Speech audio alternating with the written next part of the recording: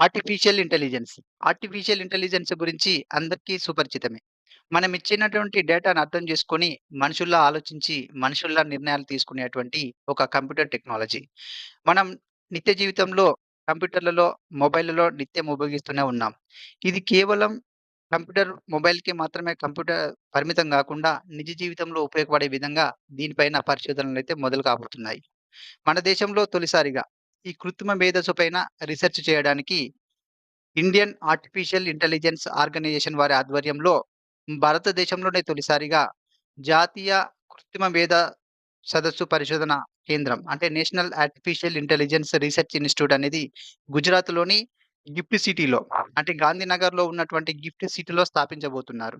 ఇక్కడ ఏఐకి సంబంధించినటువంటి advanced research మరియు డెవలప్‌మెంట్ జరుగుతుంది. ఇక్కడ మన నిజ జీవితంలో ఉపయోగించేటువంటి అంటే రంగాలనేటువంటి హెల్త్ కేర్ రంగంలో, ఎడ్యుకేషన్ రంగంలో, అగ్రికల్చర్ రంగంలో ఇట్లాంటి రంగాలలో ఉపయోగపడే విధంగా పరిశోధనలైతే జరుగుతాయి.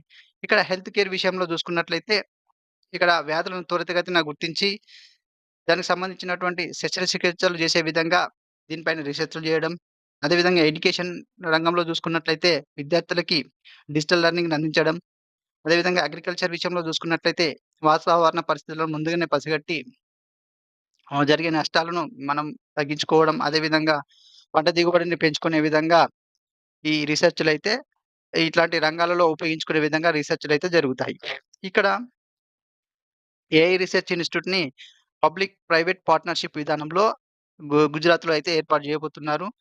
ఇక్కడ ఈ సంస్థ ఏర్పాటు విషయంలో పాల్గొనే సంస్థలు ఏవని చూసుకున్నట్లయితే గుజరాత్‌కి చెందినటువంటి స్టేట్ గవర్నమెంటు, అదేవిధంగా సెంట్రల్ గవర్నమెంటు, అదేవిధంగా ప్రైవేట్ ఇన్‌స్టిట్యూట్స్, ప్రైవేట్ సంస్థలు. ప్రైవేట్ సంస్థలు ఏవని చూసుకున్నట్లయితే ఇండియన్ ఫార్మాస్యూటికల్స్ అలయన్స్ వారు, అంటే దీని కింద సన్ ఫార్మా, సిప్లా, టొరెంట్ ఫార్మా కంపెనీలు ఉన్నాయి. వీరందరూ కలిసి ట్రిపుల్ పీ విధానంలో 5 ఇయర్స్ గాను 300,00,00,000 పెట్టుబడి పెట్టబోతున్నారు. దీని ద్వారా ఏం జరుగుతుంది అంటే ఏఐ పైన రిసర్చ్ అనేది మరింత ముందడుగు వేయడం జరుగుతుంది. దీని ద్వారా కొత్త టెక్నాలజీలు వస్తాయి. యువతకు నైపుణ్యాలు పెరుగుతాయి. కొత్త ఉద్యోగ అవకాశాలు కూడా సృష్టించబడతాయి.